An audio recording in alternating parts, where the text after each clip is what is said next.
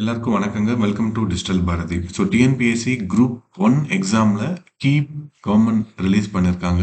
TNPSC release பண்ணியிருக்காங்க. அந்த கீழே இருக்கக்கூடிய கான்ட்ரவர்ஷியல் கொஸ்டின்ஸு அதுக்கான ஆன்சர் வந்து நம்ம சேலஞ்ச் பண்ணணுமா வேணாமா அப்படின்றதுக்கான ஒரு கிளாரிஃபிகேஷன் வீடியோ ஏற்கனவே ஒரு வீடியோ ஒரு கொஸ்டின் போட்டிருப்போம். இப்போ question number 181. So attorney general of India has the privilege of addressing both the house of parliament. நாடாளுமன்றத்தின் இரு அவைகளிலும் உரையாற்றும் சிறப்புரிமை இந்திய தலைமை வழக்கறிஞருக்கு உண்டு.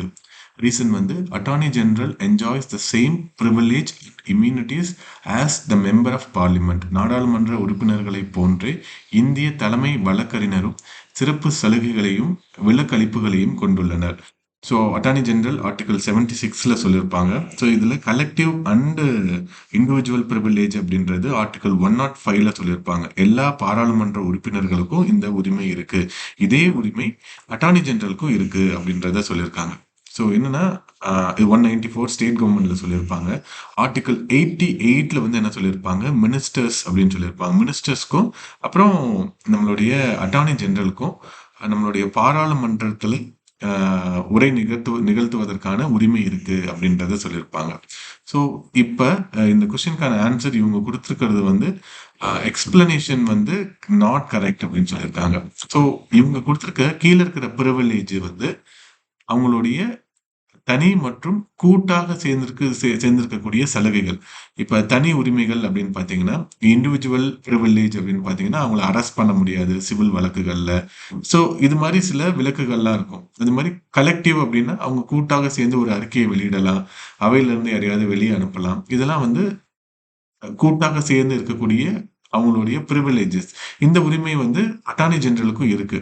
ஆனா மேல கொடுத்திருக்கிற இது என்னன்னா அதுவும் கரெக்ட் தான். அது வந்து பாராளுமன்றம் சார்ந்தது. பாராளுமன்றத்துல இருக்கக்கூடிய ரைட்ஸ் என்ன, பாராளுமன்றத்தில் எந்த கூட்டத்திலும் பங்கு பெறும் உரிமை நாடாளுமன்ற உறுப்பினருக்கும் இருக்கும், அதே மாதிரி அட்டார்னி ஜெனரலுக்குமே இருக்கும். அதே மாதிரி கூட்டம் நடந்தது அப்படின்னா அதுலயும் பங்கு பெறுவதற்கான உரிமை இருக்கும், ரெண்டு பேருக்குமே இருக்கும். அதே மாதிரி கமிட்டிஸ் நிறைய இருக்கும். அந்த கமிட்டிலையும் பங்கு பெறக்கூடிய உரிமை அட்டார்னி ஜெனரலுக்குமே இருக்கும். அட்டார்னி ஜெனரல் வந்து கவர்மெண்ட் ஆஃப் இந்தியாவுக்கு எதிராக வாதாடக்கூடாது. அவர் தான் ஹையஸ்ட் லா ஆஃபீஸர். அவருடைய தேர்வு பத்தி சொல்லியிருப்பாங்க. பிரசிடென்ட் ஆஃப் இந்தியா நியமிப்பாரு. ஒரு சுப்ரீம் கோர்ட் நீதிபதி உருவாகிறதுக்கான தகுதிகள் இருந்தா அவரை நியமிக்கலாம் அப்படின்றது சொல்லியிருப்பாங்க. ஆனா பதவி நீக்கம் பத்தி கான்ஸ்டியூஷன்ல எங்கேயுமே சொல்லியே இருக்க மாட்டாங்க. பிரசிடென்ட் நினைச்சா அவர் எப்ப வேணாலும் நீக்கலாம். ஆளுங்கட்சிக்கு சாதகமா இருக்கிற ஒரு ஆளை போடுவாங்க. ஆட்சி மாறினோடனே அட்டார்னி ஜெனரலையும் அட்வொகேட் ஜெனரல் நம்ம ஊர்லயும் மாத்துறது ஒரு மரபாவே இப்ப இருந்துட்டு வருது. ஓகே. ஸோ இந்த மேல இருக்கிற கூற்று ஒண்ணுக்கும் கூற்று ரெண்டுக்கும் என்னன்னா தொடர்பு இல்லாம தான் இருக்குங்க. ஸோ அப்ப இவங்க கொடுத்துருக்கிற ஆன்சர் கரெக்ட். என்னன்னா இது வந்து இண்டிவிஜுவல் கலெக்டிவ் ப்ரிவிலேஜஸ் பத்தி சொல்லியிருக்காங்க. அது வந்து இருக்கு. மேல கொடுத்துருக்கிறது வந்து பாராளுமன்றத்துல உரை நிகழ்த்துவதற்கான உரிமை, பாராளுமன்றத்தில் ஓட்டளிப்பதற்கான உரிமை. ஸோ அதை வந்து இவங்க சொல்லியிருக்காங்க. அதாவது உரையாற்றும் உரிமை அப்படின்றது சொல்லியிருக்காங்க. இவங்க ரெண்டு பேருக்கும் உண்டு. ஸோ மேல இருக்கிற ப்ரிவிலேஜ் அப்படின்றது வேற, கீழே இருக்கிற ப்ரிவிலேஜ் அப்படின்றது வேற. சரிங்களா? அதாவது ஒரு சட்டம் இயற்றப்படும் பொழுது அதை வந்து மேல இருந்து கண்காணிக்கக்கூடிய ஒரு சட்ட அதிகாரியா அட்டார்னி ஜெனரலா உள்ள விட்டுருக்காங்க. ஸோ அது வந்து அவருடைய உரிமை.